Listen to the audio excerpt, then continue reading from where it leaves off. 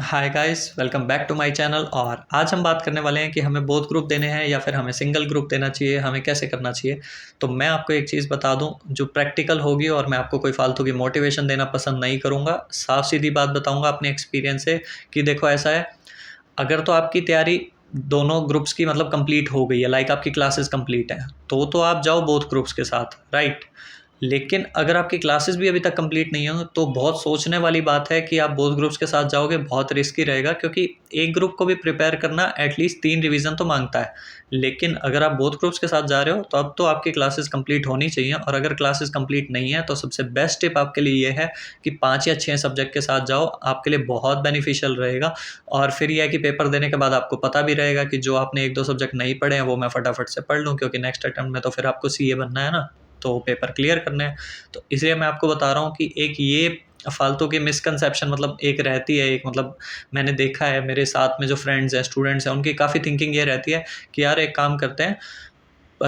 जैसे एक ग्रुप पूरा पढ़ लिया, अब उसके अलावा जो दूसरा ग्रुप है उसमें मतलब 1-2 सब्जेक्ट अच्छे से पढ़ लेते हैं एग्जामिशन के लिए, और 1-2 में 40-40 नंबर की तैयारी कर लेते हैं। तो ये सीए का पेपर है, बीकॉम का पेपर तो है नहीं कि तुम पढ़ के भी 40 नंबर का जाओ और तुम ले भी आओगे 40 नंबर, या तुम सोचो मैं 50-60 नंबर का पढ़ जाता हूँ और फिर उसमें से 40 तो आ ही जाएंगे। तो ऐसा नहीं होता, क्योंकि कोई कोई पेपर तो होता ही ऐसा है जो आपकी कैपेसिटी के हिसाब से कि आप उसमें 40 ही ला सकते हैं, और वो आपको नहीं पता जब तक आपने दिया नहीं। और अगर आप वहाँ पेपर अटैम्प्ट करने बैठेंगे तो आपको पता चलेगा कि आप पढ़ के भी 40-50 का आए थे और नंबर आपके 10-20 आए हैं, तो फिर क्या फ़ायदा ना उतना पढ़ने का। इससे अच्छा वो पढ़ो, कम पढ़ो, थोड़ा उसे अच्छे से पढ़ो, ताकि आप एक आधा सब्जेक्ट एग्जामिशन के लिए भी प्रिपेयर कर पाओ। तो हम बात कर रहे थे कि अब क्योंकि 50 दिन से भी कम बचे हैं, तो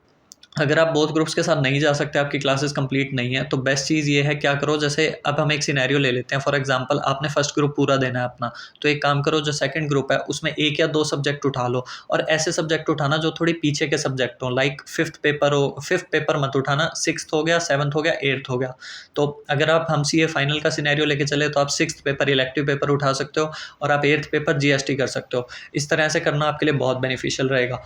लेकिन अगर हम दूसरी तरफ का सिनेरियो लेते हैं कि हम ये सोचते हैं कि यार हमें ग्रुप 2 देना है और फिर हमें उसके साथ कैसे करना है। तो ग्रुप 2 अगर आप दे रहे हो तो ग्रुप 1 में आप पहला पेपर एफआर या दूसरा पेपर एसएफएम, आप इस तरह से पेपर मतलब आप इस तरह से तैयारी कर सकते हो। उसमें क्या है कि यार आपको थर्ड और फोर्थ पेपर जो पड़ेगा ना आपका लॉ और उसका ऑडिट का, उसके लिए आपको प्रिपरेशन के लिए टाइम नहीं देना पड़ेगा। और उस टाइम पे तो आप अपना कॉस्टिंग मतलब अपना ग्रुप 2 अच्छे से पढ़ सकते हो, तो चाहे कॉस्टिंग हो गया, चाहे डीटी आईडीटी कुछ भी हो गया। तो मेनली मेरे कहने का मतलब यही है कि रेदर देन आप सोचो मैं बोथ ग्रुप्स के साथ ही चला जाता हूँ जस्ट बिकॉज 1-2 सब्जेक्ट की तैयारी पूरी नहीं है, ये गलती मत करो। एग्जामिशन के लिए जाओगे तो 1-2 में एग्जामिशन भी आ जाएगी, और ऐसा कुछ नहीं होता, मतलब आपको ये सेल्फ डाउट बहुत रहता है कि यार एग्जामिशन के लिए जाए नहीं आएगी। और किसी को तो ओवर कॉन्फिडेंस भी रहता है कि यार हमने तो मतलब 5 या 6 पेपर पढ़ लिए, बाकी 2 में 40-40 का पढ़ लेते हैं, तो 2 में एग्जामिशन आएगी, एग्रीगेट में निकाल देंगे, या फिर हम 40-40 लेके और उधर से 60 ले लेंगे तो हमारा वहाँ से निकल जाएगा। नहीं तो हमारा एग्रीगेट में तो हम निकाल ही देंगे, हमने एक ग्रुप इतना अच्छे से पढ़ रखा है।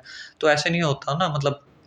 थोड़ा आपको सोचना चाहिए कि ये कोई मतलब यहाँ कोई मोटिवेशन या कोई मजाक नहीं चल रहा है। यहाँ पे आपको प्रैक्टिकली ये देखना है कि आपकी रिवीजन कितनी हो पा रही है, आप अच्छे से कितना पढ़ पा रहे हो, क्योंकि एटलीस्ट आपको 3 रिवीजन चाहिए होती हैं। तो इसलिए मैं आपको बता रहा हूँ कि अपनी तैयारी को इस तरह से एनालाइज करें, आपको सिंगल ग्रुप देना है, बोथ ग्रुप, कि आपके सब्जेक्ट्स प्रिपेयर्ड कितने हैं। अगर आपके 5 या 6 सब्जेक्ट प्रिपेयर्ड हैं, और मैं कह रहा हूँ अगर आपके 7 सब्जेक्ट भी प्रिपेयर्ड हैं और एक आपका बिल्कुल भी प्रिपेयर्ड नहीं है, तो भी 5 या 6 पेपर के साथ जाओ, 7 पेपर के साथ भी जाने का कोई फ़ायदा नहीं है, क्योंकि इतना टाइम आप दोगे अपने 3 पेपर में, इतने टाइम में तो आप 1 पेपर एग्जामिशन के लिए प्रिपेयर कर लोगे, 2 पेपर एग्जामिशन के लिए प्रिपेयर कर लोगे। तो अब से अगर आप ऐसा कुछ सोच रहे हो तो अपनी जो एक्स्ट्रा जो किताबें आपकी एक्स्ट्रा इन द सेंस कि जो आपने सब्जेक्ट अभी नहीं पढ़ा, जिसकी क्लासेस रहती हैं, उनको अभी से बंद कर दो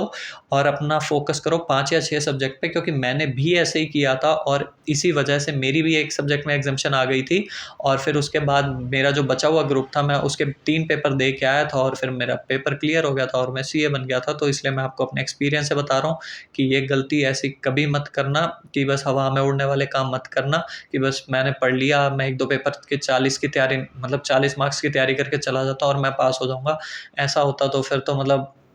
सारे बोथ ग्रुप्स ही ना दे लेते। तो इसलिए अपना ध्यान रखें, और वीडियो अच्छी लगी हो तो लाइक मारना यार। चलो मिलते हैं आपसे नेक्स्ट वीडियो में, टाटा।